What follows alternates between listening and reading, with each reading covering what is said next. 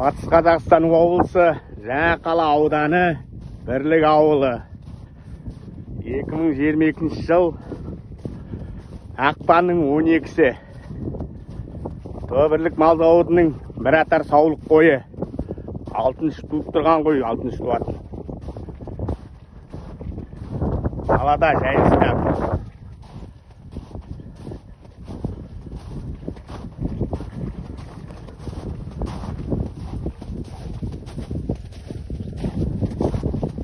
Мал баққанға бітеді.